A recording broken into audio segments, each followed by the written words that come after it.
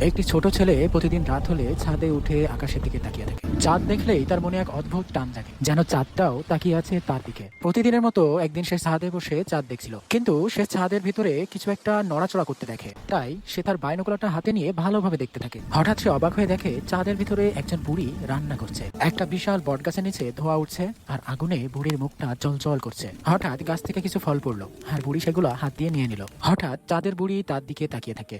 সে একটু হাসে এবং হাত দিয়ে ইশারা করে। বুড়িটি চাঁদে ঘুরে বেড়ায় এবং তাকে দেখায়। সে চাঁদটি ধরার জন্য বারবার লাফাতে থাকে। বুড়ি রান্না করে, হাসে এবং ইশারায় প্রতিদিন তার সাথে কথা বলে। কিন্তু একদিন চাঁদের বুড়িকে আর দেখা যায় না। ছেলেটি সারা রাত অপেক্ষা করার পরেও তাকে আর দেখতে পায় না। হঠাৎ সে দেখে চাঁদের বুড়ি তার পাশে বসে আছে। ছেলেটি তোতলাতে তোতলাতে বলে, সত্যি তুমি চাঁদের বুড়ি? ছেলেটি অবাক হয়ে তাকিয়ে থাকে। চাঁদের বুড়ি সত্যি তার পাশে বসে আছে। বুড়ি একটা মুচকি হাসি দিয়ে তাকে বলে, হ্যাঁ, কিন্তু আমি চাঁদের নয়, আমি তোমার কল্পনার আলো থেকে জন্মেছি। তুমি প্রতিদিন আমায় ডাকতে, তাই আমি চলে এসেছি। ছেলেটি মুগ্ধ হয়ে শুনতে থাকে। তারপর জিজ্ঞেস করে, তুমি চাঁদে কি করো? বুড়ি চোখ তুলে আকাশের দিকে তাকায় আর বলে, আমি ওখানে স্বপ্ন রান্না করি। সে বলে, তোমাদের মতো বাচ্চারা যখন ঘুমিয়ে পড়ে আমি তাদের স্বপ্নে আলো মেশাই। ছেলেটি বলে, তাহলে তুমি আমারও স্বপ্ন বানাও? বুড়ি বলে, হ্যাঁ, কিন্তু তুমি জেগে থেকেও স্বপ্ন দেখো, তাই আমি এসে গেছি। ছেলেটি বলে, তুমি কি আবার চলে যাবে? বুড়ি বলে, চাঁদ কখনো চলে যায় না, শুধু আড়াল হয়, ঠিক তোমার কল্পনার মতো। ধীরে ধীরে সকাল হয়ে যাওয়ার পূর্বেই চাঁদের বুড়ি চাঁদেই চলে যায়।